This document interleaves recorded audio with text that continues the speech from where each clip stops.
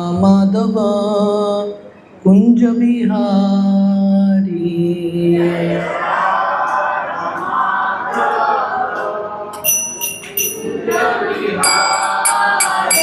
जय राधा माधव कुंज बिहारी।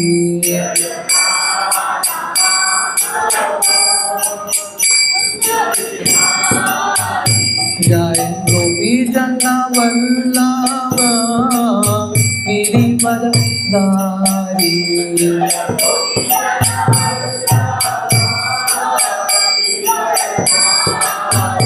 जय गोपी जन वल्लभ गिरिवरधारी।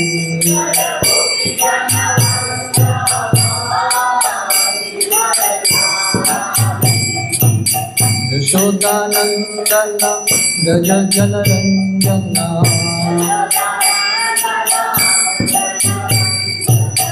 यशोदानंदन गज जल रंजना।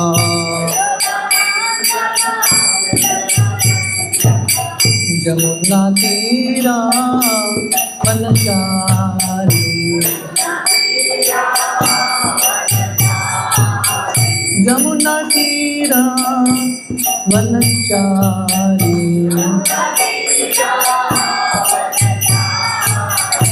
जय राधा माधव कुंज बिहारी।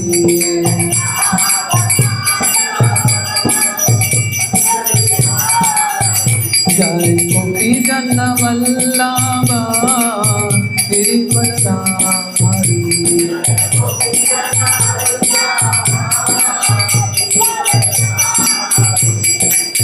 यशोदानंदन व्रज जन रंजना। यमुना तीरा वनचारी। यमुना तीरा वनचारी। जय राधा माधव कुंज बिहारी।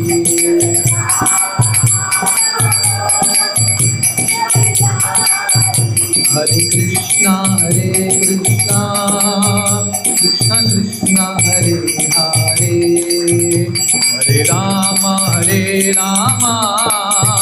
राम राम हरे हरे।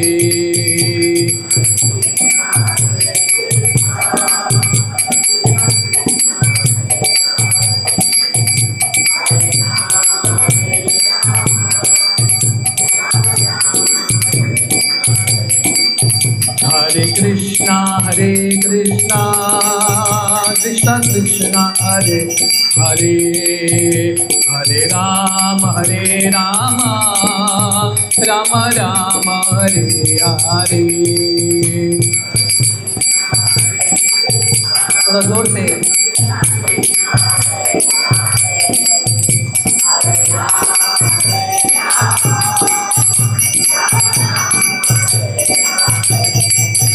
हरे कृष्णा कृष्णा कृष्णा हरे हरे। हरे राम राम राम हरे हरे।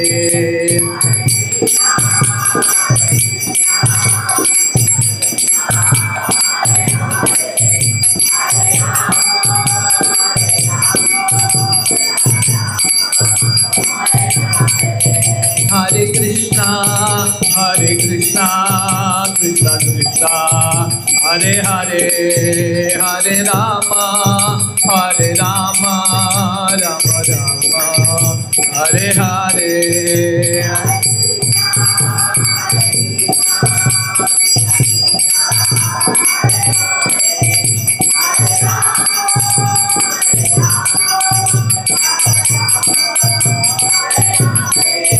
जय राधा गोपीनाथ राधा गोपीनाथ राधे।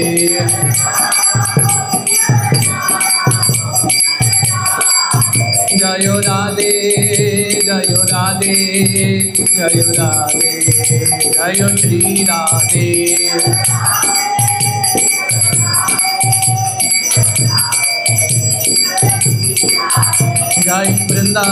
धाम, वृंदावन धाम, वृंदावन धाम, जय वृंदावन धाम।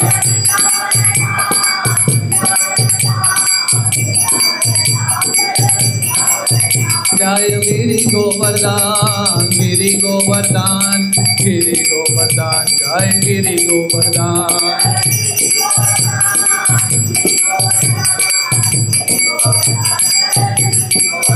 जय गौरनिताय, गौरनिताय, गौरनिताय, जय गौरनिताय।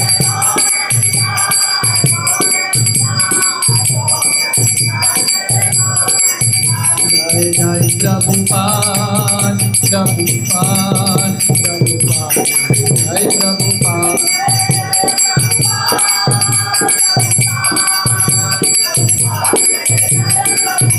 निताय गौर हरि बोल, हरि बोल, हरि बोल, निताय गौर हरि बोल।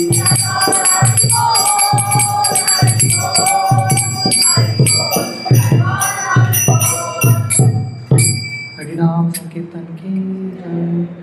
ओम नमो भगवते वासुदेवाय। ओम नमो भगवते वासुदेवाय। ओम नमो भगवते वासुदेवाय। नारायणं नमस्कृत्य नरं चैव नरोत्तमं देवीं सरस्वतीं व्यासं ततो जयमुदीरये। नष्टप्रायेषु अभद्रेषु नित्यं भागवत सेवया भगवती उत्तम श्लोके भक्तिर्भवती नैष्टिकी। कृष्णाय वासुदेवाय देवकी नंदनाय च नंदगोप कुमाराय गोविंदाय नमो नमः। नमो पंकजनाभाय नमो पंकजमालिने नमो पंकजनेत्राय नमस्ते पंकजांग्रये। हरे कृष्ण। तो आप सबका बहुत बहुत स्वागत है हमारे वीकली सत्संग में। तो आज हम भगवद गीता का 7वां अध्याय कंटिन्यू कर रहे हैं। आज एक्चुअली हमको श्लोक क्रमांक 15-16 चर्चा करना है, पर हम थोड़ा पीछे से श्लोक क्रमांक 8 से शुरू करेंगे। हरे कृष्ण। मैं चैतन्य चरितामृत पढ़ रहा था, वहाँ पे श्रील प्रभुपाद एक बहुत इंटरेस्टिंग चीज़ बताते हैं, तो मुझे लगा मैं आप लोगों को प्रभुपाद का ये शब्द आप लोगों को सुनाऊंगा। ये चैतन्य चरितामृत है मध्य लीला अंतिम अध्याय। तो यहाँ पे प्रभुपाद वर्णन करते हैं, जस्ट अ मिनट। हाँ, तो ये चैतन्य चरितामृत है। मैं क्यों बता रहा हूँ, क्योंकि प्रभुपाद यहाँ पे बता रहे हैं कि कैसे महत्वपूर्ण है भक्तों को गीता, भागवत, चैतन्य चरितामृत, श्रील प्रभुपाद की पुस्तक जो है ध्यान से पढ़ना और ध्यान से समझने का प्रयास करना। तो यहाँ पे कृष्णदास कविराज गोस्वामी बता रहे हैं, ये लीलामृत विने घाय यदि अन्न पाने तबे भक्तेर दुर्बल जीवन। यार एक बिंदु पाने उत्फुल्ल तनु मने हासे गाय करय नर्तन। कृष्णदास कविराज गोस्वामी बताते हैं, जैसे हम अन्न खाते हैं, राइट, हम अन्न खाते हैं, अन्न खाने से शरीर को पोषण मिलता है। पर कृष्णदास कविराज गोस्वामी बता रहे हैं यहाँ पे, अगर कोई भक्त जो है सिर्फ अन्न खाएंगे पर कृष्ण कथा, गीता, भागवत, चैतन्य चरितामृत नहीं पढ़ेंगे, तो ऐसे भक्त जो हैं बहुत वीक हो जाएंगे स्पिरिचुअली। शरीर के लिए अन्न है और आत्मा को शक्तिशाली बनाना है, तो ये सब पुस्तक पढ़ना बहुत महत्वपूर्ण है। श्रील प्रभुपाद तात्पर्य में बताते हैं, all the devotees connected with the Krishna conscious movement must read all the books that have been translated, Chaitanya Charitamrita, Shrimad Bhagavatam, Bhagavad Gita and others. Prabhupada बता रहे हैं जो भी भक्त कृष्ण भावनामृत आंदोलन से जुड़े हैं उन सबको प्रयास करना है। मस्ट मतलब ये अनिवार्य है, कंपलसरी है, हर भक्त को प्रयास करना है चैतन्य चरितामृत, भागवतम, भगवद गीता और श्रील प्रभुपाद के सब पुस्तक पढ़ना। अगर हम ये नहीं करेंगे तो क्या होगा? प्रभुपाद बता रहे हैं, otherwise after some time they will simply eat, sleep and fall down from their position. Prabhupada बता रहे हैं अगर हम ये नहीं करेंगे, प्रभुपाद की पुस्तकों को ध्यान से पढ़ेंगे नहीं, समझेंगे नहीं, तो क्या होगा? बहुत जल्दी पतन हो जाएगा। भक्ति में आए हैं पर भक्ति में आके अगर हम ये पुस्तक नहीं पढ़ेंगे तो भक्ति से पतन होगा। And thus they will miss the opportunity to attain an eternal blissful life of transcendental pleasure।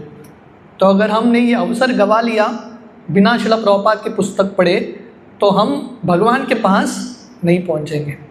तो मैं आज शाम को ये पढ़ रहा था तो मुझे लगा मैं आप सब लोगों को ये बताऊंगा कि कैसे है ये जो सत्संग हैं जहाँ पे हम गीता भागवत के ऊपर चर्चा करते हैं, बहुत इम्पॉर्टेंट है। तो हर भक्त को प्रयास करना है इन पुस्तकों को समझने का, कोशिश करना, इसकी गहराई में उतरने का प्रयास करना।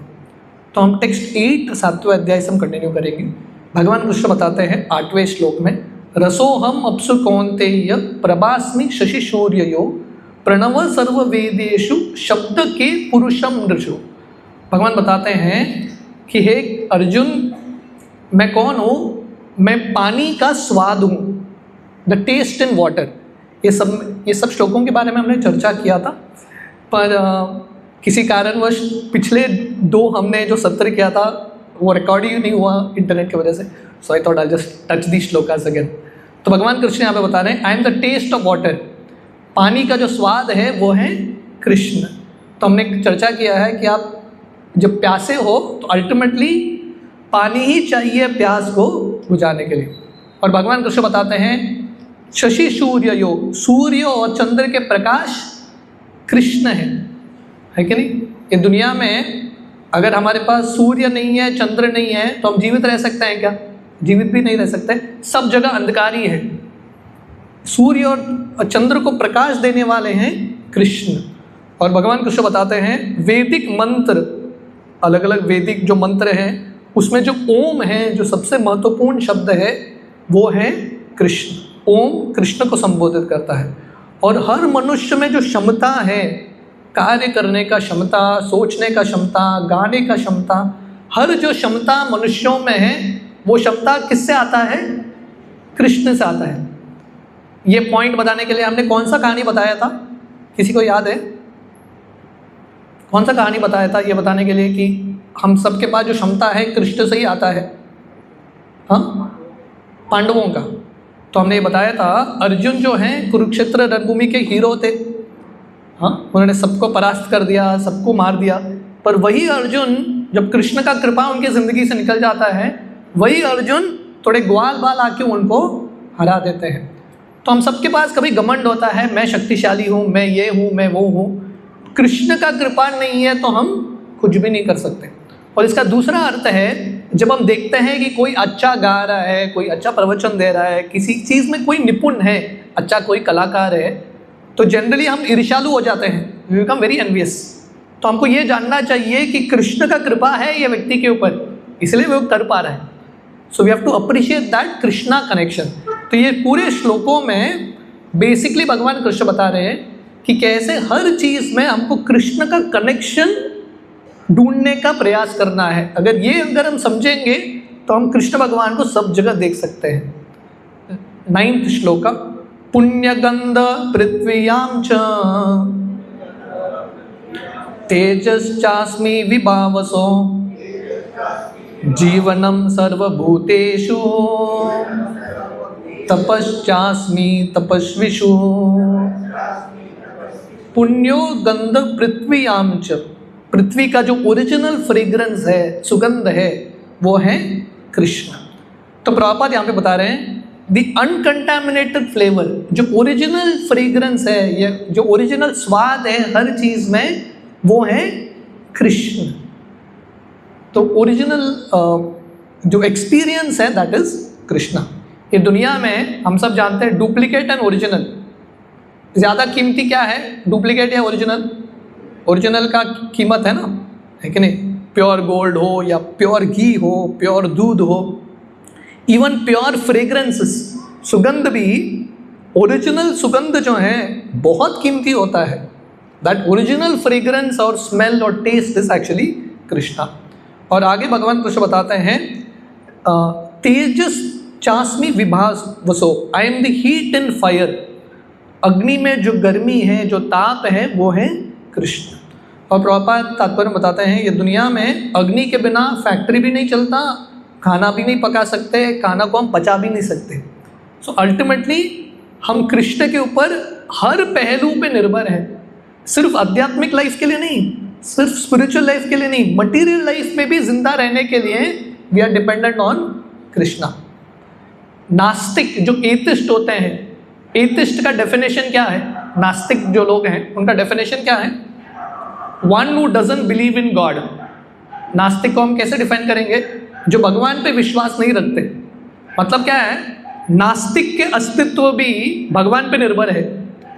बिना भगवान के आप नास्तिक को डिफाइन भी नहीं कर सकते। समझ आ रहा है? मतलब अगर कोई नास्तिक भी हो, एथिस्ट भी हो, कृष्ण के बिना वो नास्तिक भी नहीं रह सकता। Krishna only defines an atheist. तो अल्टीमेटली हर चीज पे हम कृष्ण पे निर्भर है।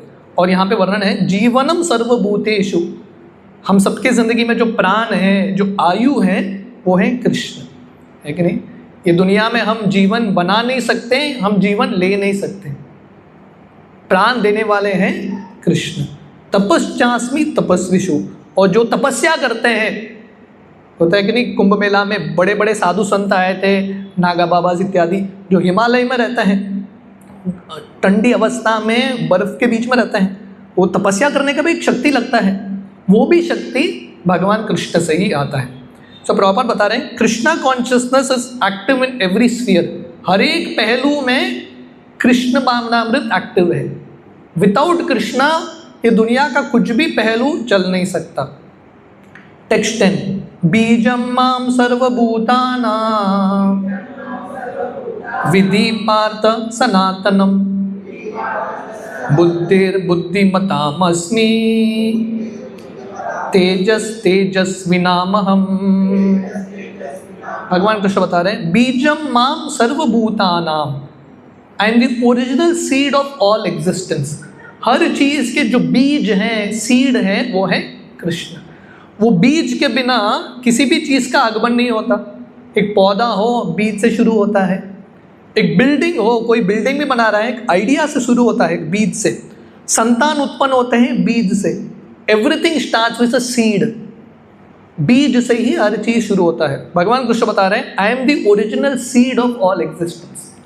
सृष्टि का निर्माण कैसा होता है? भगवान जो है ये सृष्टि के ऊपर दृष्टि डालते हैं और भगवान विष्णु ये सृष्टि के अंदर, हर एक ब्रह्मांड के अंदर प्रवेश करते हैं, उसके बाद कार्य शुरू होता है।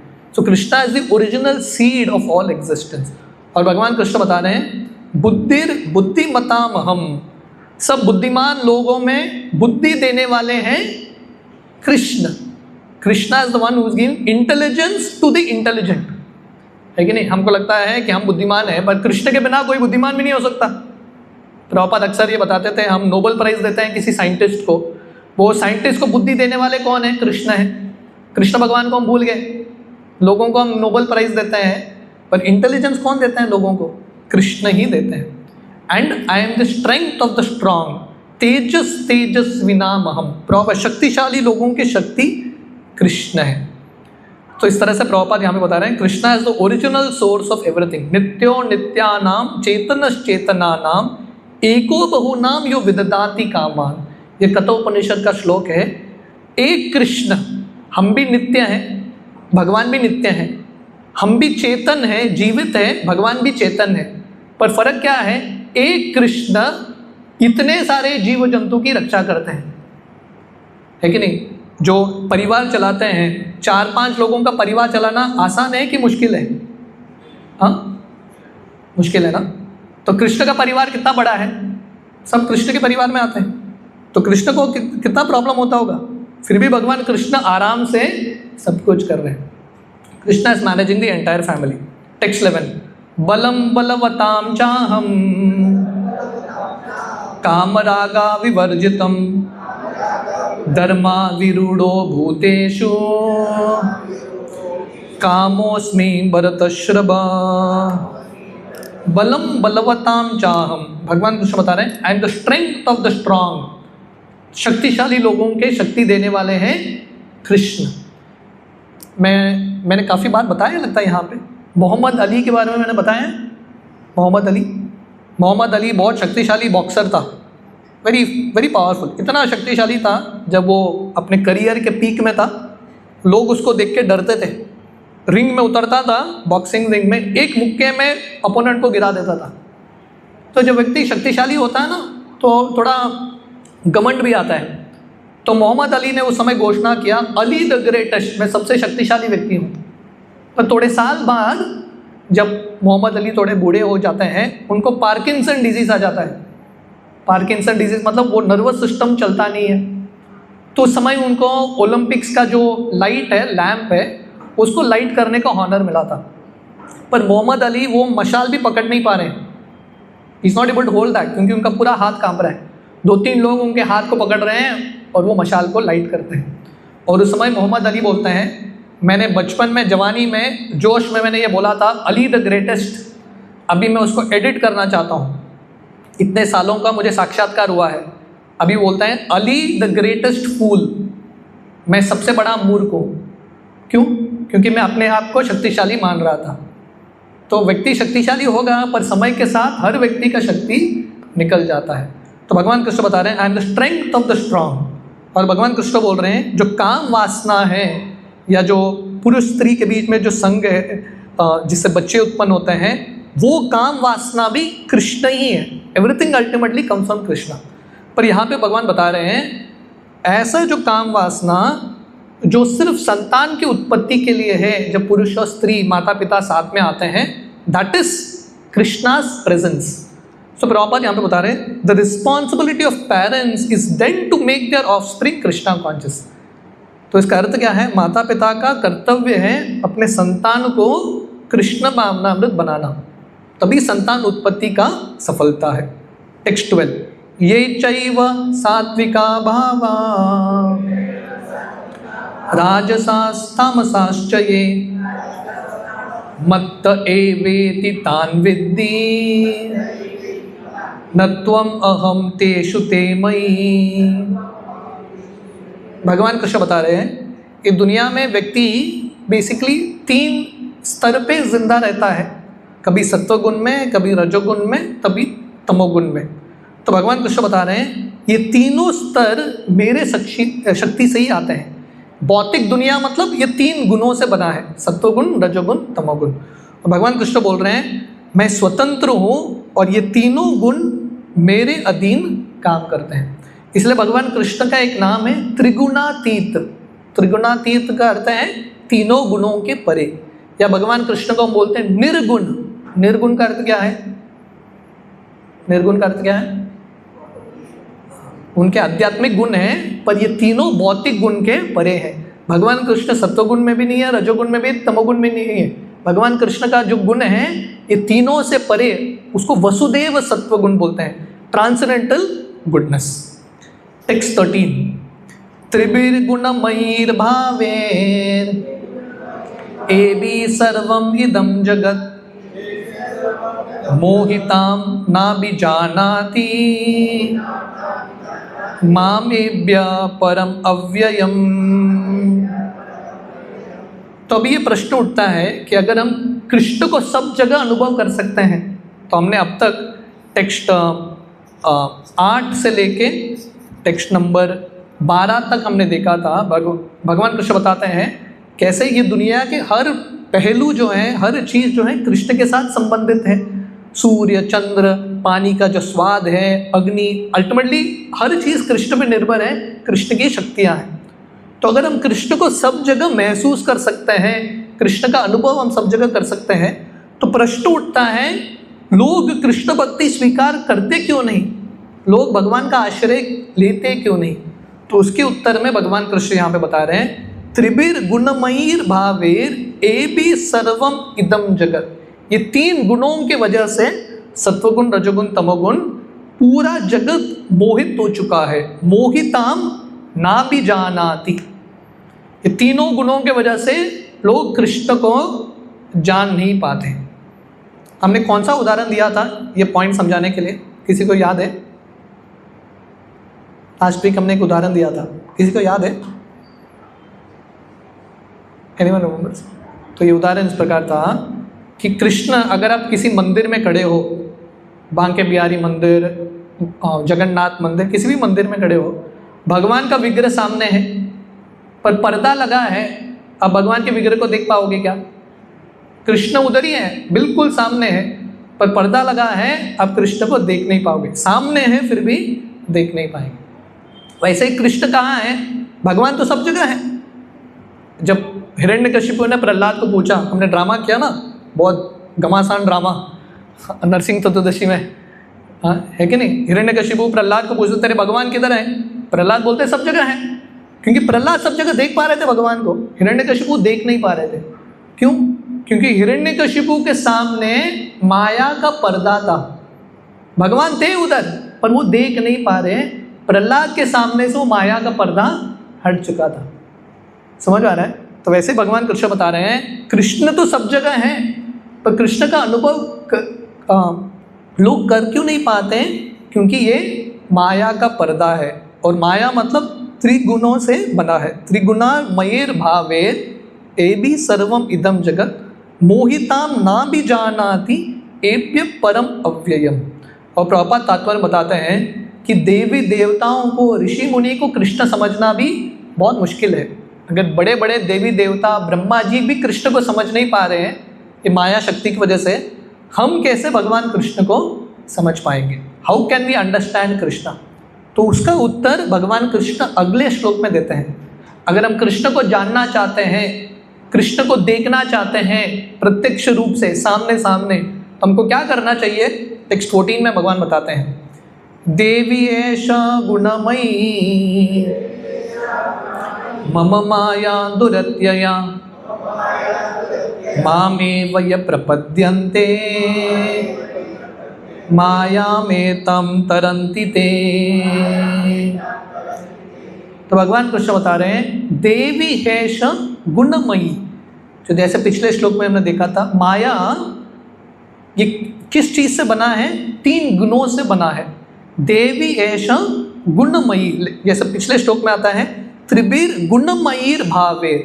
माया 3 चीज से बना है, सत्वगुण, रजोगुण, तमोगुण। और ये माया को पार करना मुश्किल है, लगभग असंभव है। भगवान कृष्ण बताते हैं, मम माया दुरत्यया। दुरत्यया मतलब वेरी डिफिकल्ट टू ओवरकम। माया को पार करना बहुत बहुत मुश्किल है। पर भगवान कृष्ण बता रहे हैं, ये माया किसकी माया है? मम माया। ये माया कृष्ण की शक्ति है। तो माया को पार करना मुश्किल, पर क्योंकि माया कृष्ण की शक्ति है, अगर हम कृष्ण का आश्रय लेंगे, माम एव ये प्रपद्यन्ते, अगर हम कृष्ण का आश्रय लेंगे तो क्या होगा? मायाम एतम तरन्तिते, माया को हम पार कर सकते हैं। तो पहले लाइन में भगवान कृष्ण बता रहे हैं माया को पार करना मुश्किल, अगले सेंटेंस में बता रहे हैं माया को पार करना संभव है। कैसे संभव है? अगर हम कृष्ण का आश्रय लेंगे। तो हमने वर्णन किया था कि कैसे है जब हम कृष्ण का आश्रय लेते हैं, और क्योंकि माया कृष्ण की शक्ति है, भगवान कृष्ण माया शक्ति को बोलते हैं, इन भक्तों को आप छोड़ दो, लीव दिस डिवोटीज। तो माया देवी जो है भक्तों को तंग नहीं करती, किसी और के पास चली जाती है। तो उसके लिए बहुत इंपॉर्टेंट है कि हम कृष्ण का आश्रय लें। भगवान कृष्ण यहाँ पे बता रहे हैं, माम एव ये प्रपद्यन्ते, we have to take only shelter of Krishna. तो प्रभुपाद बताते हैं यहाँ पे, माम एव इज सिग्निफिकेंट। इसका अर्थ क्या है?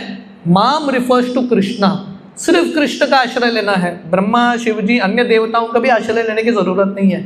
ओनली एक्सक्लूसिव सरेंडर, अनन्य भक्ति। अनन्य भक्ति का अर्थ क्या है? किसी और के पास जाने की आवश्यकता नहीं है। अगर हम विश्वास रख के सिर्फ कृष्ण का आश्रय लेंगे, भगवान कृष्ण हमको मुक्ति देंगे। तो प्रभुपाद यहाँ पे बता रहे हैं मुक्ति जो है, माया से मुक्ति सिर्फ कृष्ण दे सकते हैं। मुक्ति प्रदाता सर्वेशाम विष्णु एव न संशय। प्रभुपाद तात्पर्य बताते हैं, ये श्लोक जो है शिवजी बताते हैं, शिवजी के मुख से आता है। शिवजी क्या बोल रहे हैं? मुक्ति प्रदाता सर्वेशाम विष्णु एव न संशय। शिवजी बताते हैं मुक्ति प्रदान करने वाले सिर्फ कृष्ण है, विष्णु है। विष्णु के अलावा और कोई भी माया से मुक्ति हमको दे ही नहीं सकता। No one can give us liberation. इसलिए हम सबका कर्तव्य है हमको पूर्ण तरीके से भगवान कृष्ण का आश्रय लेने का प्रयास करना है। और कलयुग में भगवान का आश्रय लेना मतलब भगवान के नामों का आश्रय लेना। जब हम भगवान कृष्ण के नामों का उच्चारण करते हैं, हरे कृष्णा कृष्णा कृष्णा हरे हरे, हरे राम राम राम हरे हरे, तो हम कृष्ण का आश्रय ले रहे हैं। तो जब हम हरि नाम लेते हैं, सिर्फ औपचारिकता के रूप में नहीं लेना है, हमारा हृदय डाल के कृष्ण को बुलाना है। जब गजेंद्र वो मगरमच्छ के चंगुल में फंस चुका था, गजेंद्र कृष्ण का आश्रय लेता है, माम एव ये प्रपद्यन्ते, किसी और के ओर नहीं देखता, सिर्फ कृष्ण का आश्रय लेता है। पर जब वो कृष्ण का आश्रय लेता है, हृदय से लेता है, हृदय से कृष्ण को पुकारता है। तो हम सबका कर्तव्य है कि इस प्रकार भगवान कृष्ण को बुलाना। अगर हम कृष्ण भगवान का इस प्रकार आश्रय लेंगे, डेफिनेटली भगवान कृष्ण अपने भक्तों की रक्षा करते हैं। कौन्तेय प्रतिजानीहि न मे भक्त प्रणश्यति। भगवान कृष्ण बताते हैं मेरे भक्तों का कभी नाश नहीं होगा, मेरे भक्त कठिनाई के सागर को लांघ के जा सकते हैं। तो हमने देखा प्रहलाद महाराज छोटे से भक्त हैं, छोटे से बालक हैं। हिरण्यकशिपु इतना शक्तिशाली था, फिर भी छोटे से प्रहलाद ने भगवान का आश्रय लिया, बड़े कठिनाई से उसमें प्रहलाद ने पार कर दिया। पांडवों का उदाहरण है, पांडव सिर्फ उनके पास 7 अक्षौणी सेना था, कौरवों के पास 11 अक्षौणी सेना, बड़े बड़े महारथी थे। पर क्योंकि पांडवों ने कृष्ण भगवान का आश्रय लिया, पांडवों ने ये कुरुक्षेत्र के महासागर को उन्होंने पार कर दिया। तो वैसे हम सबकी ज़िंदगी में बहुत सारे कष्ट हैं। कलेर दोष निदे राजन अस्ति एक महान गुना, कीर्तनादेव कृष्णस्य मुक्त संग परम व्रजे। कलयुग दोषों का सागर है, कष्टों का सागर है, बोलने की आवश्यकता नहीं है, सबको पता है। अगर हम कृष्ण का आश्रय लेंगे तो डेफिनेटली हमारा उद्धार होगा। टेक्स्ट 15 हमने लास्ट टाइम इसका भी चर्चा किया था। 15 और 16 में भगवान कृष्ण बताते हैं कौन कृष्ण का आश्रय लेता है और कौन कृष्ण का आश्रय नहीं लेता। Who surrenders to Krishna and who doesn't surrender to Krishna. Text 15 हमने कल लास्ट टाइम चर्चा किया था। भगवान कृष्ण पहले बताते हैं कि कौन भगवान का आश्रय नहीं लेता। हालांकि भक्ति का मार्ग इतना अच्छा है, कृष्ण भगवान को जानना, कृष्ण भगवान का प्रेम प्राप्त करना, फिर भी ऐसे कैटेगरी के लोग हैं जो भगवान का आश्रय नहीं लेते। टेक्स्ट 15 नमाम दुष्कृति नो मूढ़ा प्रपद्यन्ते नराधमा माया अपरत ज्ञान आसुरम भावम आश्रिता। तो यहाँ पे भगवान कृष्ण बता रहे नमाम दुष्कृतिनो मूढ़। तो मूढ़ भगवान कृष्ण बोल रहे हैं फूलिश, ऐसे मूर्ख लोग हैं जो कृष्ण का आश्रय नहीं लेते। और भगवान कृष्ण ऐसा लोगों को बोलते हैं दुष्कृतिनो। कृति का अर्थ है कार्य, दुष्कृति का अर्थ है सिंफुल वर्क, पापमय कार्य या अधर्मिक कार्य। तो 4 तरह के लोग हैं जो दुष्कृति, गलत कार्य करते हैं, गलत मार्ग पे चलते हैं, और ये चारों लोग कृष्ण का आश्रय नहीं लेते। तो प्रभुपाद ये तात्पर्य के 2nd पैराग्राफ में बताते हैं ये दुनिया में जितने भी बुद्धिमान लोग आके गए उन सब लोगों ने कृष्ण का आश्रय लिया है कि नहीं। प्रभुपाद बता रहे हैं प्रहलाद महाराज, चतुष कुमार, शिव जी, ब्रह्मा जी, कपिल, मनु, व्यास, देवल, असित, नारद, जनक, प्रहलाद, मध्वाचार्य, रामानुचार्य, शंकराचार्य, श्री चैतन्य महाप्रभु, ये दुनिया में सबसे बुद्धिमान लोगों ने कृष्ण का आश्रय लिया। फिर भी ऐसे कैटेगरी के एक्स्ट्रा स्मार्ट लोग होते हैं, 1.5 शाने लोग होते हैं जो कृष्ण का आश्रय नहीं लेते। ये कौन है? पहला कैटेगरी है, भगवान कृष्ण बताते हैं मूढ़। मूढ़ रिफर्स टू फूलिश, मूर्ख लोग कृष्ण का आश्रय नहीं लेते। ये मूढ़ का एग्जाम्पल क्या है, हमने लास्ट टाइम चर्चा किया था। मूढ़ का क्लासिक एग्जाम्पल क्या है? गधा, है कि नहीं? अब सब लोगों को गधे से प्रेम है सबको याद है। तो मूढ़ का एग्जाम्पल है गधा, है कि नहीं? अगर कोई मूर्ख है तो हम क्या बोलते हैं? गधे कहीं के, है कि नहीं? तो गधा बेस्ट एग्जाम्पल है मूर्ख का। क्यों? क्योंकि गधा है, बहुत मेहनत करता है पर किसके लिए करता है उसको पता नहीं। ये मूर्ख कैटेगरी के लोग हैं, किसके लिए दिन रात मेहनत करता है, पता नहीं किसके लिए करता है। गधे को कैसे मेहनत कराते हैं, मैं लास्ट टाइम गधे के लिए एक स्टोरी बताया था। तो गधे के सामने ना कभी कभी एक लकड़ी बांधते हैं गधे के सर के ऊपर, और लकड़ी में एक गाजर टंगा देते हैं, सामने गाजर टंगा है। तो गधे को क्या लगता है, एक स्टेप आगे जाऊंगा तो गाजर मिलेगा, तो गधा चलता है आगे। पर जितना चलता है गाजर का और उसका डिस्टेंस उतना ही रहता है, गाजर भी आगे चलता है क्योंकि उतना ही डिस्टेंस है। पर ये गधा समझ नहीं पाता, बाबा मैं कितना भी चलूँ, जिंदगी भर चलूँ, गाजर मिलने वाला नहीं है, सामने है पर मिलेगा नहीं। लास्ट टाइम हमने ये उदाहरण दिया था ना, जैसे कभी कभी कत्ल खाने में, बुचर शॉप में बकरियों का कत्ल होता है कि नहीं? बहुत सारी बकरियां खड़े हैं, एक एक बकरी का नंबर आता है, जो कसाई है वो बकरी को काटता है, बाकी बकरियां देख रहे हैं पर उनका ट्यूबलाइट जलता नहीं है कि हमारा भी ऐसा हालत होने वाला है, वो लोग घास खाते रहते हैं। तो ये पशु लोग हैं, गधे बकरी जैसा, जो देखते हैं दुनिया के समस्याओं को पर उनका बुद्धि चमकता नहीं है, उनको ज्ञान नहीं आता। प्रहलाद महाराज के शब्दों में पश्यन्नपि न पश्यति, सब जगह कष्ट देखते हैं कि सब जगह मृत्यु हो रहा है, पर उनको खटकता नहीं है कि हमारा भी ऐसा ही हालत होगा। तो प्रभुपाद बता रहे हैं गधा जो है दिन रात मेहनत करता है पर अंत में उसको थोड़ा घास मिलता है, वो भी सूखा हुआ, पर घास तो फ्रीली अवेलेबल है बाहर, इतना मेहनत करने की क्या आवश्यकता? What is the use of working so hard? तो ये पहले कैटेगरी के लोग हैं जो कृष्ण भक्ति स्वीकार करना बहुत मुश्किल, very very difficult, very hard working people, बहुत एम्बिशियस लोग हैं, पर किसके लिए एम्बिशियस है पता नहीं उनको, they don't know why they are working so hard. और प्रॉपर बता रहे हैं मैक्सिमम कैटेगरी के लोग यही कैटेगरी में आते हैं, मूढ़ है। हालांकि अपने आप को बुद्धिमान मानते हैं पर all of them are foolish. Maya Devi जो हैं बुद्धिमान से बुद्धिमान लोगों को मूर्ख बना के रखती है। तो बुद्धिमान बनना है, स्कूल पाठशाला में बुद्धिमान व्यक्ति नहीं बनता, बुद्धिमान बनने के लिए गीता भागवत पढ़ना पड़ता है कि नहीं? बाहर स्कूल पाठशाला क्या सिखाएगा? गधे की तरह कैसे मेहनत करना है वो सिखाएगा। कृष्ण की प्राप्ति कैसी करनी है वो स्कूल पाठशाला नहीं सिखाएगा, सत्संग में ही सीखने को मिलता है। सो प्रभुपाद ने इस्कॉन संस्था खोला है ताकि हम बुद्धिमान बने, so that we become intelligent. हम गधे की तरह हम मेहनत ना करें। This the first category of people जो कृष्ण का आश्रय नहीं लेते, गधे की तरह मूर्ख लोग। दूसरा कैटेगरी ऑफ दुष्कृति, भगवान कृष्ण बताते हैं नराधम। नराधम का अर्थ है the most fallen human being. नर मतलब मनुष्य, अधम मतलब सबसे नीच मनुष्य, सबसे गिरा हुआ मनुष्य। हमने लास्ट टाइम वर्णन किया था नराधम, और उसका विपरीत है Narottam, the most highest human being. हमको नरोत्तम बनना है कि नराधम बनना है? नराधम तो हम ऑलरेडी वही कैटेगरी में हैं लगभग, हमको धीरे धीरे नराधम से नरोत्तम बनना है। जैसे हमारे संप्रदाय में एक बहुत महान आचार्य हुए नरोत्तम दास ठाकुर, तो हम सबको नरोत्तम सबसे श्रेष्ठ मनुष्य बनने का प्रयास करना है। तो प्रभुपाद बता रहे हैं नराधम कैटेगरी के लोग हैं वो ऐसे माया के चंगुल में फंस जाते हैं उनको जिंदगी का लक्ष्य क्या है समझ में नहीं आता, वो इंद्रिय भोग में लगे रहते हैं। ईट ड्रिंक बी मैरी, वो लगता है मजा करो तो जिंदगी का लक्ष्य है।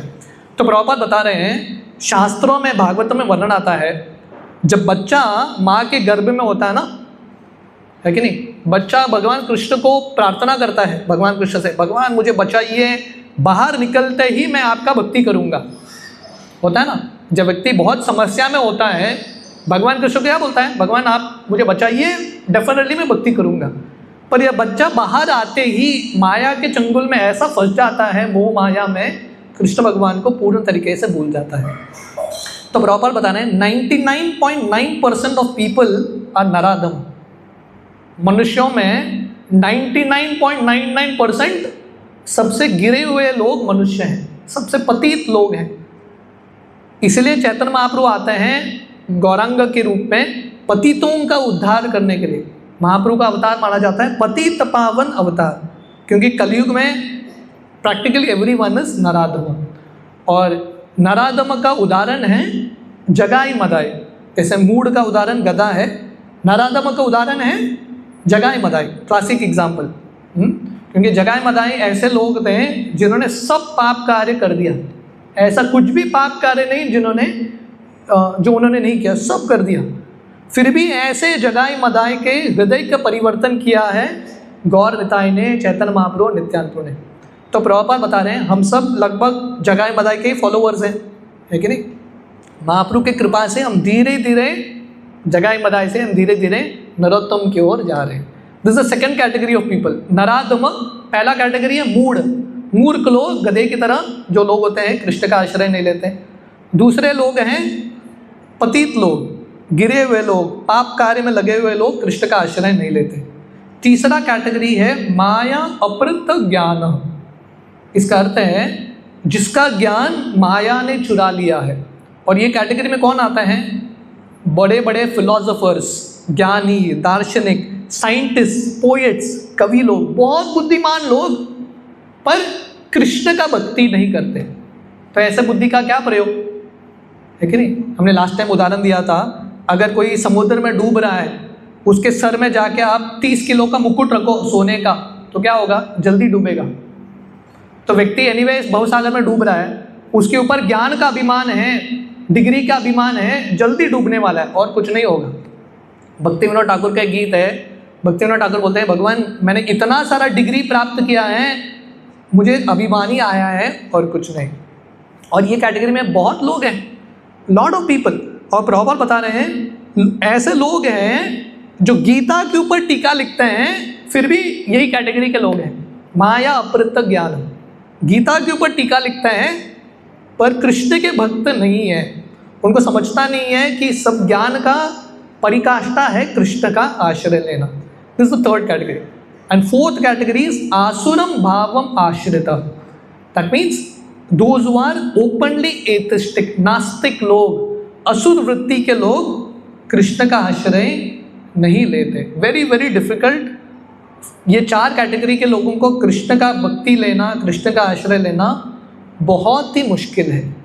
फिर भी कृष्ण के भक्त जो हैं बहुत कृपालु हैं, कृष्ण भगवान से भी ज़्यादा कृपालु हैं। ये कैटेगरी के लोगों को भी कृष्ण के भक्त प्रचार करने का प्रयास करते हैं।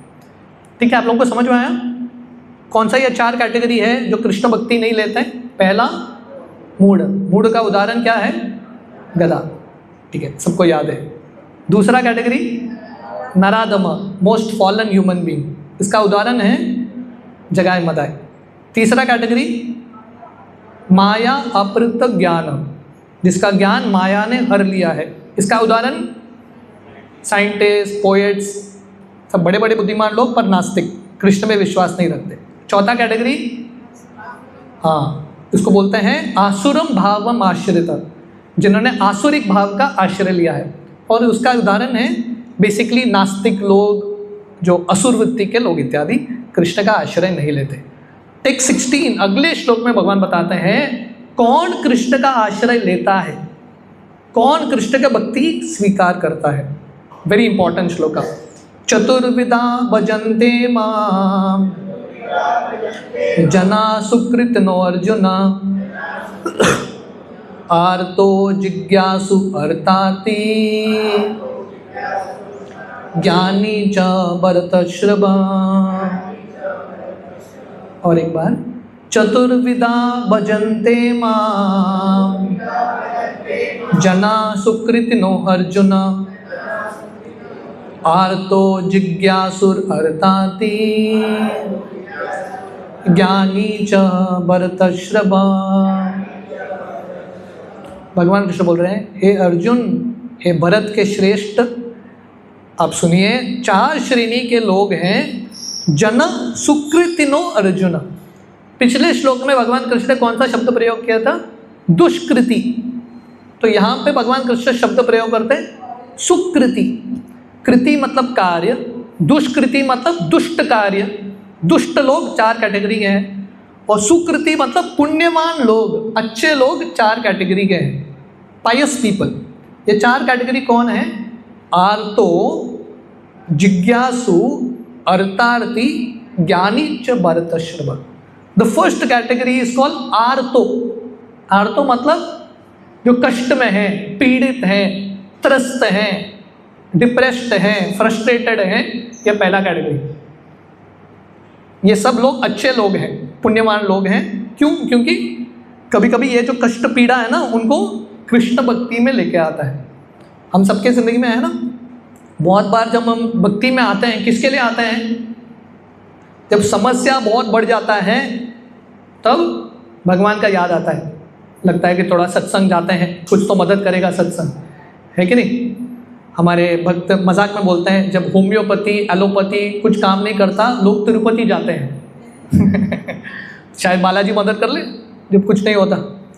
सो people come to Krishna, Krishna के पास आते हैं समस्या लेके। हमारे एक भक्त बहुत सीनियर डिवोटी मजाक में बोल रहे थे, पर एक सीरियस पॉइंट है। वो बोल रहे थे एक्चुअली 4 कैटेगरी के लोग कृष्ण के भक्ति में आते हैं इस्कॉन में ये 4 कैटेगरी कौन है? आर्तो, आर्तो, आर्तो, महा आर्तो, frustrated, frustrated, frustrated, very frustrated. जो लोग बहुत पीड़ित हैं वही लोग भाग भाग के आते हैं। तो कलयुग में अच्छा है एक तरह से, कलयुग में ऐसा पीड़ा बढ़ता है, ऐसा सफरिंग बढ़ता है, सब लोग भागते हुए कृष्ण के पास आते हैं। So this the first category, those who are distressed, जो पीड़ित हैं, जो सफरिंग में है, जो कष्ट में है, जो समस्या में है, वो भगवान के पास आते हैं। इसका उदाहरण है गजेंद्र। Gajendra is example. तो हम सब जानते हैं ना, गजेंद्र, गजेंद्र का अर्थ क्या है? गज का अर्थ है हाथी, इंद्र का अर्थ है राजा। तो गजेंद्र जो था हाथियों का राजा था, बहुत शक्तिशाली। गजेंद्र का बहुत बड़ा परिवार था, ऐश्वर्य था, शक्ति था, सब कुछ था, पर कृष्ण भक्ति नहीं कर रहा था। वो अपने एंजॉयमेंट में लगा था बस। तो एक दिन एक तालाब में जाता है अपने पूरे परिवार के साथ एंजॉय करने के लिए पिकनिक में, और एक मगरमच्छ इसको पकड़ लेता है, इसके पैर को। तो गजेंद्र उस समय भी कृष्ण का आश्रय नहीं लेता, उसको लगता है मेरा शक्ति से मैं मैनेज कर लूँगा, प्रयास करता है, सालों साल तक संघर्ष चलता है। पर जब गजेंद्र का शक्ति धीरे धीरे घट रहा है, समझ गया कि मैं कुछ नहीं कर पाऊँगा, उस समय कृष्ण का आश्रय लेता है। तो हमारे आचार्य बताते हैं ये भी बहुत अच्छा परिस्थिति है। प्रभुपाद एक जगह बताते हैं, जब व्यक्ति बहुत सुख की अवस्था में होता है ना, कृष्ण का आश्रय नहीं ले पाता। कुंती महारानी उनके प्रार्थना में, हमारे भागवतम सीरीज में हम देख रहे थे, कुंती महारानी बोलती है, जन्म ऐश्वर्य श्रुत शिविर एदमान अदपुमान। जिनके पास ऊंचा जन्म है, बहुत बुद्धि है, जिनके पास सुंदरता है, पैसा है, ये लोग कृष्ण को पुकारते नहीं है, क्योंकि इतने सुख के बीच में है, कौन कृष्ण का याद करता है कि नहीं? पता नहीं मैंने ये उदाहरण दिया कि नहीं। एक व्यक्ति छत के ऊपर से, बिल्डिंग के ऊपर से गोनी फेंकता था चावल का, मैंने ये उदाहरण दिया, चावल का गोनी फेंकता था, और लोग नीचे से आते थे, उठा के भाग जाते थे। प्रैक्टिकली 2-3 महीने तक उसने ये किया, ऊपर से चावल का गोनी फेंका, सब लोग नीचे से लेके भाग गए। एक भी व्यक्ति ऊपर उठ के धन्यवाद नहीं बोला। मतलब इतने बेशरम लोग, चावल उठा के लेके गए, धन्यवाद भी नहीं बोले। तो व्यक्ति को लगा बाबा मैं 3 महीने से दे रहा हूँ, एक भी व्यक्ति ऊपर उठ के नहीं देखा। तो उसका दोस्त बोला मैं एक आइडिया बताता हूँ, आज पत्थर फेंको।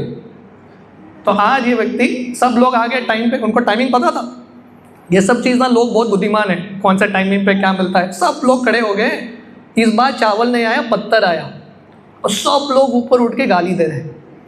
तो ये हमारा परिस्थिति है। भगवान इतना देते हैं, कोई भगवान को याद नहीं करता। जब भगवान दुख देते हैं, जैसे हिंदी फिल्म में होता है ना, भगवान ऐसा क्यों किया, लोगों को तभी भगवान याद आता है। तो यहाँ पे ये पहला कैटेगरी है गजेंद्र की तरह, जो कृष्ण का आश्रय लेते हैं, कृष्ण का स्मरण करते हैं जब वो पीड़ित है।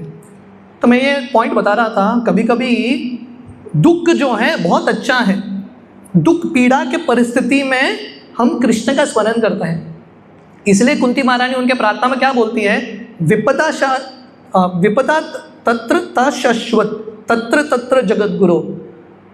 कुंती महारानी भगवान कृष्ण से प्रार्थना करती है, हे कृष्ण मेरे जिंदगी में समस्या आता रहे, यही मेरा प्रार्थना है। क्योंकि मैंने देखा है कि जब भी मेरे जिंदगी में समस्या आया है, मैंने आपका आश्रय लिया है और आपका दर्शन होते ही भवसागर का फिर से दर्शन नहीं होगा। So this distress is good. ये विपदा के परिस्थिति में हम कृष्ण का आश्रय ले सकते हैं। अगर हम ये करेंगे, ये विपदा जो है, कष्ट जो है, हमारा सबसे बड़ा संपदा बन जाएगा। It will become a great Fortune for all of us. ये पहला कैटेगरी है, दोज हु आर डिस्ट्रेस्ड, आर्तो। दूसरा है जिज्ञासुर। जिज्ञासु करते हैं इनक्विजिटिव, जिनके अंदर जिज्ञासा है कुछ जानने का।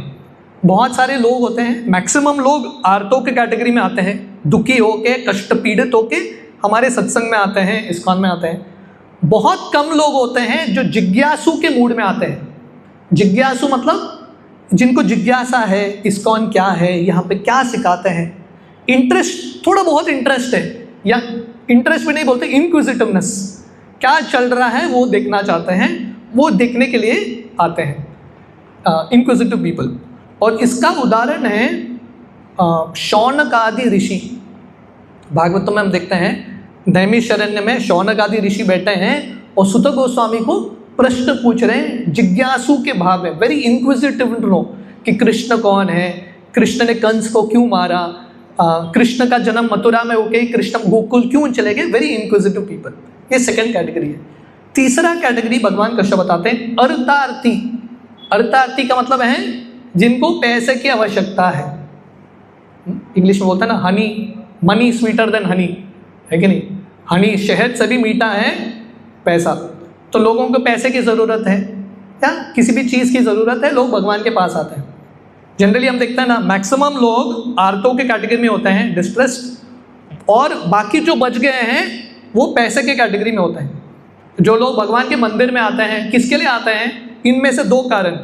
एक, भगवान से उनका प्रार्थना है भगवान मेरे समस्या को मिटा दो।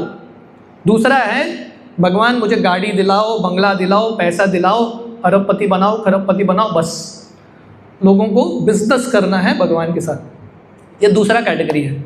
इनको भी कृष्ण भगवान पुण्यवान बोलते हैं। क्यों पुण्यवान बोलते हैं?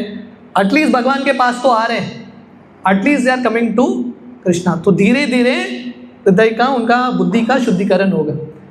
तो ये अर्थार्थी का कैटेगरी है। उदाहरण है ध्रुव महाराज। आप लोग जानते हैं ध्रुव महाराज की कहानी। ध्रुव महाराज अपने माँ के कहने पे जंगल जाते हैं कृष्ण भगवान का दर्शन करने के लिए। पर क्यों जाते हैं? उनका हेतु क्या था? किसी को पता है? वो कृष्ण से क्यों मिलना चाहते थे? हाँ, क्योंकि उनके सौतेली माँ ने उनका बहुत अपमान किया। ध्रुव महाराज के मन में बदला था।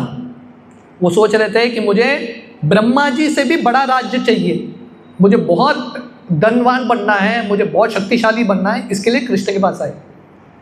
तो हालांकि ये शुद्ध भक्ति नहीं है। ये चारों कैटेगरी के लोग, they are not pure devotees. उन सबके पास कुछ न कुछ इच्छा है। कृष्ण, शुद्ध कृष्ण भक्ति के लिए भगवान के पास नहीं आ रहे, अपने भौतिक इच्छाओं को पूरा करने के लिए आ रहे हैं। फिर भी इनका गिनती पुण्यवान लोगों में होता है, भक्त में होता है, क्योंकि एटलीस्ट कृष्ण के पास आ रहे हैं। तो किसी न किसी रूप में, ये न के न प्रकारेण मन कृष्ण निवेशे, किसी न किसी रूप में अगर कोई कृष्ण के पास आएगा, धीरे धीरे उसका शुद्धिकरण शुरू हो जाएगा, है कि नहीं। जैसे ध्रुव महाराज आते हैं कृष्ण के पास वो राज्य प्राप्त करने के लिए, पर भगवान कृष्ण का दर्शन प्राप्त करके वो सब इच्छाओं को भूल जाते हैं। वो कृष्ण को बोलते हैं वो सब मुझे नहीं चाहिए, मुझे आप ही चाहिए। तो व्यक्ति का हृदय का शुद्धिकरण होता है। और ये कैटेगरी में भी ध्रुव महाराज क्लासिक एग्जाम्पल है। पर ऐसे बहुत सारे लोग हैं जो हमारे संस्था में आते हैं किसी न किसी भौतिक चीज़ को, धन का प्राप्ति करने के लिए इत्यादि, पर उनका भी भक्ति शुरू होता है। And the fourth category is called ज्ञानी, जो बुद्धिमान लोग हैं, जो एक्चुअली ज्ञान की खोज में हैं। और ऐसे ज्ञानी बहुत रेयर होते हैं, वेरी वेरी रेयर। तो अगर आप देखेंगे इस्कॉन में या किसी भी आध्यात्मिक संस्था में कृष्ण भगवान के पास जो लोग आते हैं कृष्ण के मंदिर में, मैक्सिमम आर्तो, डिस्ट्रेस्ड पीपल, और उसका जो बाकी है जो लोग भौतिक इच्छाओं को पूरा करना चाहते हैं, थोड़े कैटेगरी के लोग हैं जो जिज्ञासु हैं, एंड वेरी फ्यू पीपल, बहुत कम लोग जो असली में ज्ञान प्राप्त करने के लिए आते हैं, actually seeking knowledge, very very rare. और ज्ञानी का उदाहरण है Chatush Kumar, the 4 sons of Brahma, Brahma ji के 4 मानसिक पुत्र चतुष कुमार ज्ञानी के उदाहरण हैं।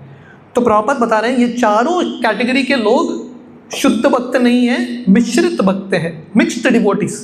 क्योंकि शुद्ध भक्त का डेफिनेशन क्या है?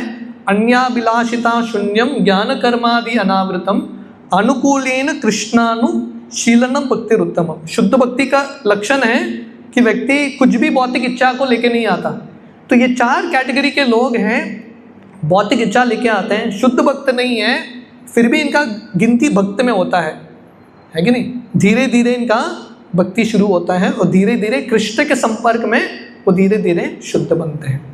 अभी अगले कैटेगरी में, अगले श्लोक में भगवान कृष्ण बता रहे हैं इन चारों के ऊपर हैं कृष्ण के शुद्ध भक्त, प्योर डिवोटीज।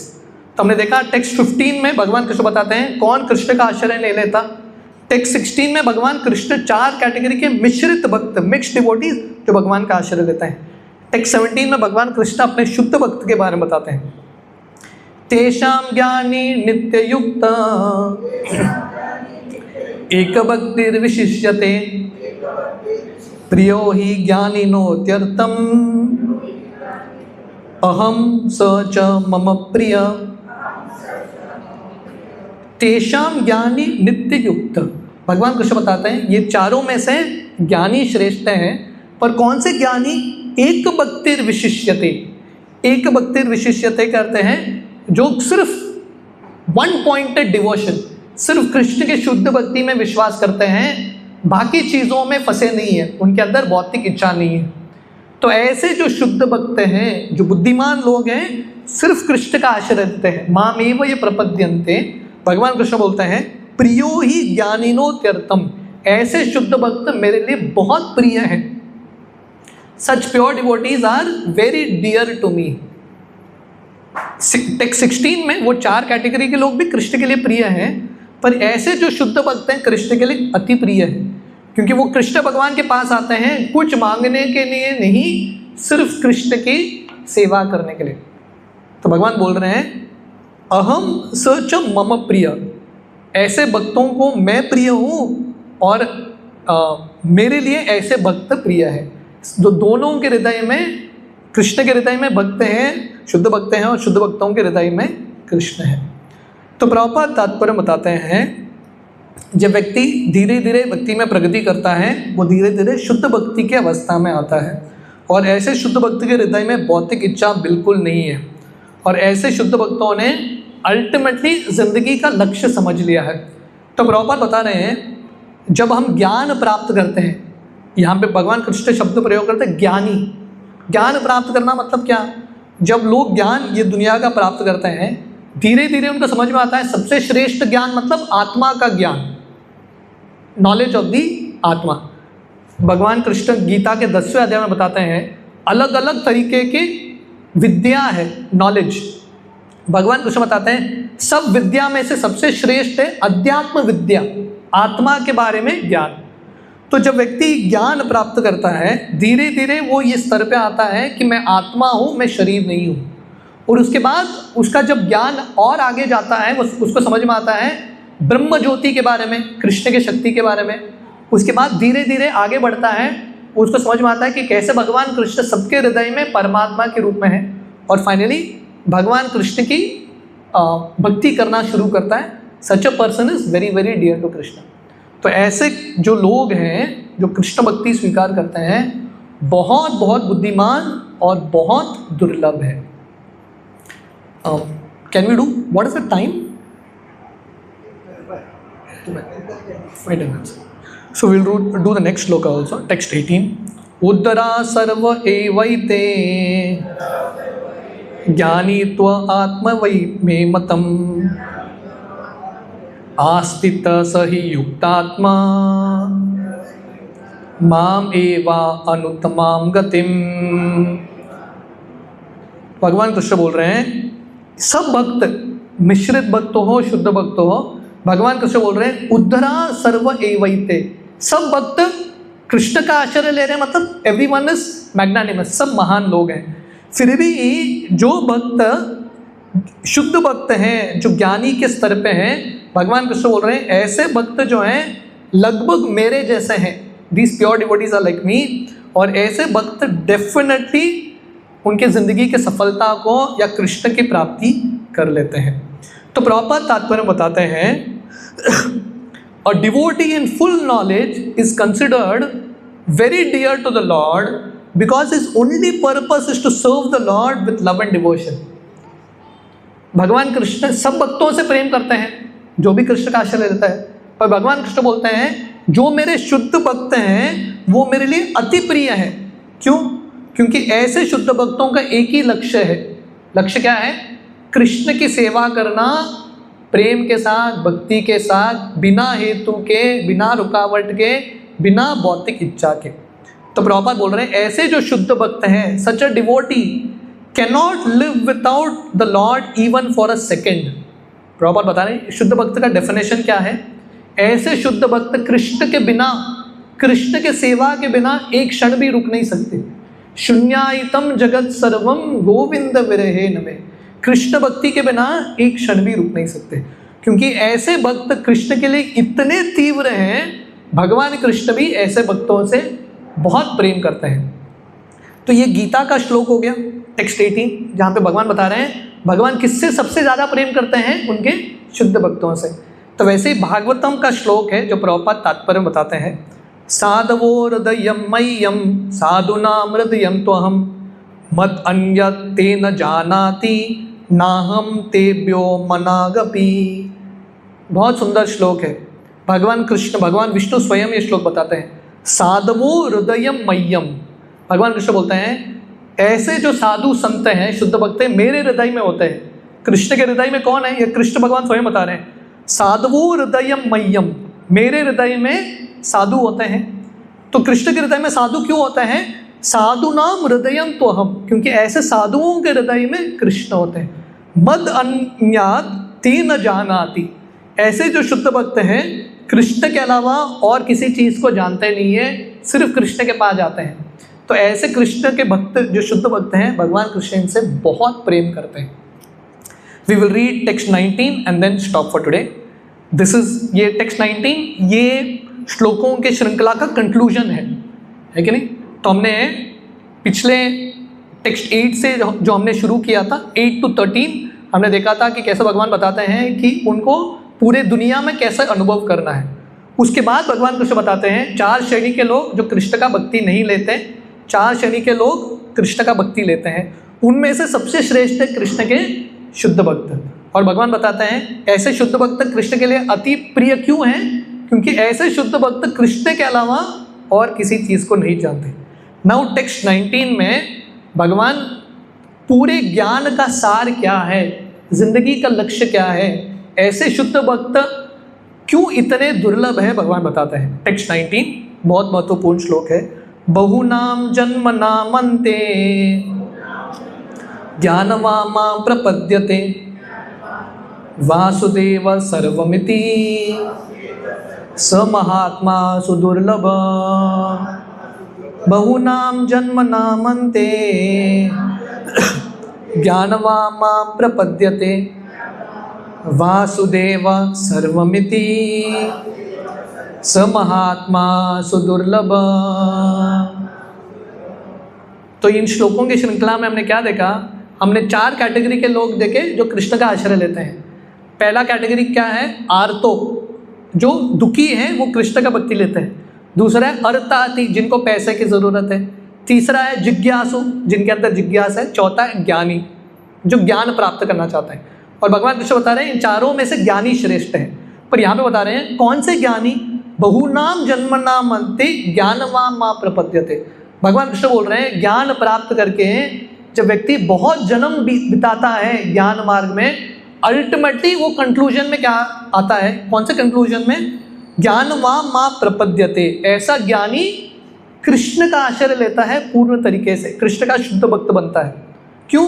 वासुदेव सर्वमिति, क्योंकि ज्ञान प्राप्त करके उसको समझ में आता है सब ज्ञान का निष्कर्ष है कृष्ण, क्योंकि पूरी दुनिया का सार, essence of everything is Krishna, है कि नहीं? भौतिक चीज़ हो, आध्यात्मिक चीज़ हो, सबके सार कृष्ण है। तो ऐसे जो ज्ञानी हैं, जो शुद्ध भक्त हैं, ये दुनिया की चीज़ों में अपना समय व्यर्थ नहीं करते, क्योंकि वो समझ गए सार कृष्ण है, तो कृष्ण का ही आश्रय लो। इधर उधर आश्रय लेने की क्या ज़रूरत है, यहाँ वहाँ ज्ञान प्राप्त करने की क्या ज़रूरत, जस्ट सरेंडर टू कृष्णा। इसलिए मैं वो प्रभुपाद का वो परपोर्ट पढ़ रहा था ना, प्रभुपाद बता रहे हैं हम सबको बुद्धिमान बनना है।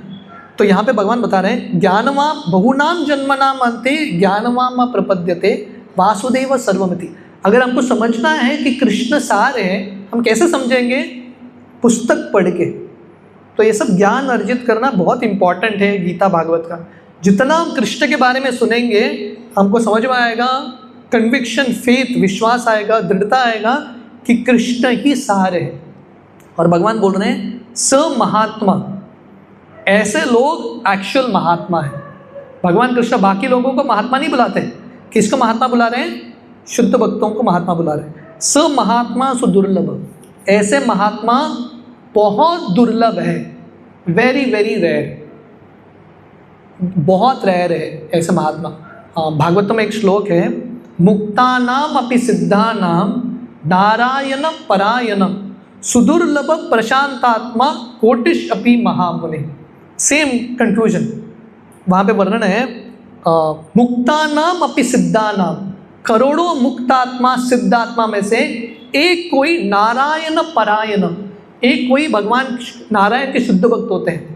सुदुर्लभ प्रशांत आत्मा, ऐसे जो महात्मा हैं वेरी वेरी रेयर, बहुत रेयर है।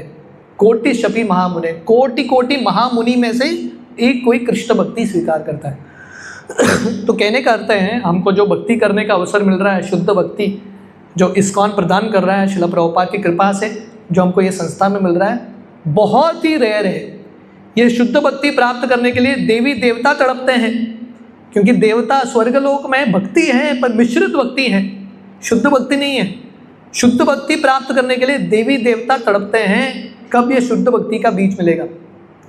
तो हम सब लोग बहुत भाग्यशाली हैं।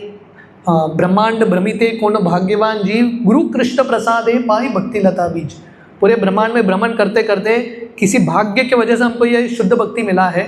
तो हम सबका कर्तव्य है शुद्ध भक्ति को गंभीरता से लेना, भगवान के हरि नाम को गंभीरता से लेना और अपने ज़िंदगी को सफल बनाना। तो यहाँ पे हम आज की कथा को विराम देंगे। अगला सेक्शन जो है फ्रॉम वर्स नंबर 20 ऑनवर्ड्स, 20 श्लोक से भगवान कृष्ण अगला टॉपिक शिफ्ट करते हैं, देवताओं की उपासना के बारे में। अब तक उन्होंने उनकी उपासना के बारे में बताया, कौन शुद्ध भक्त हैं, कौन कैटेगरी के लोग हैं जो कृष्ण भक्ति लेते हैं। टेक्स्ट 20 से भगवान देवताओं के उपासक के बारे में बताते हैं, जो अन्य देवताओं के पास जाते हैं उनका भाव क्या है, उनका स्तर क्या है, भगवान कृष्ण समझाते हैं। अब सब लोगों का बहुत बहुत धन्यवाद। हरे कृष्णा। श्रील प्रभुपाद की जय। किसी का कुछ प्रश्न है? Any one question? किसी का कुछ प्रश्न है? यस, प्रशांत प्रभु का हमेशा प्रश्न होता है।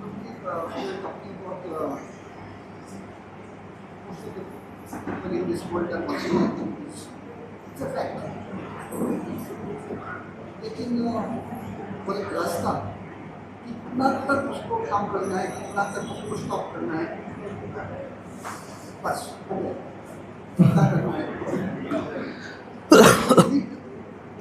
Each individual should take it forward according to his mind and how he should be guided. तो प्रभु जी पूछ रहे हैं, हालांकि हमने बताया कि सब लोग मेहनत,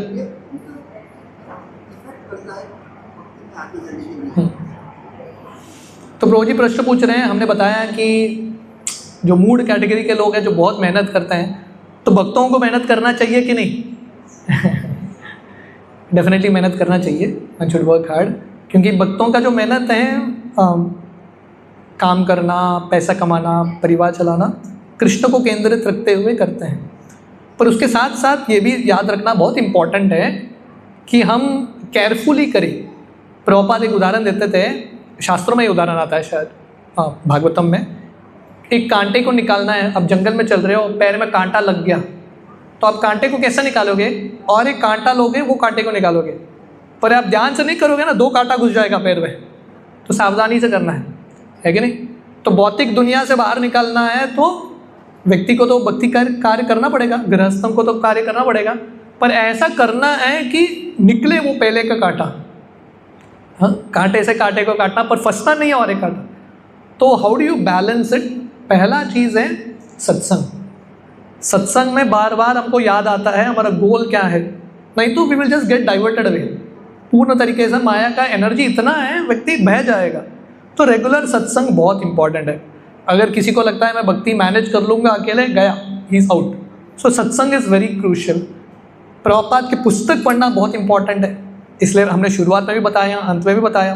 प्रभुपाद बोल रहे हैं if someone doesn't read these books, Prabhupada के पुस्तकों को अगर कोई ध्यान से नहीं पढ़ेगा, अवसर छूट जाएगा, व्यक्ति फंस जाएगा। So reading books is very important. And third is taking guidance लेना। देखिए, अगर कोई नया गृहस्थ होगा, someone is just started family life, उसको तो मेहनत करना पड़ेगा, क्योंकि एक हद तक सेविंग करना पड़ेगा, all that has to happen. पर धीरे धीरे ही should be in the process of winding up. अभी 30 साल हो गया गृहस्थ लाइफ में, फिर भी मेहनत ही कर रहे हैं, मतलब something is getting wrong, you know. थोड़ा थोड़ा वाइंड अप करना है, और उसके लिए लाइफ को भी थोड़ा सिंपल रखना बहुत इंपॉर्टेंट है कि नहीं। व्यक्ति चला रहा है गृहस्थ जिंदगी और एम्बिशन बहुत बड़ा बड़ा है, मुझे ये चाहिए वो चाहिए, तो फंसता रहेगा, लोन लेता रहेगा, EMI बढ़ता रहेगा, क्या जिंदगी में। So you want to be very careful also, क्या कितना ज़रूरत है उतना ही करना। So want to keep all these things in balance, and all these things will come in association of devotees and reading books. ये दोनों चीज़, नित्यम भागवत सेवया, प्रभुपाद बताएं 2 तरह के भागवत है, पुस्तक भागवत, व्यक्ति भागवत। ये दोनों का आश्रय लेंगे तो व्यक्ति बैलेंस करके निकल पाएगा, he will able to come out also. Thank you very much. Srila Prabhupada की जय। So I have 2-3 important announcements.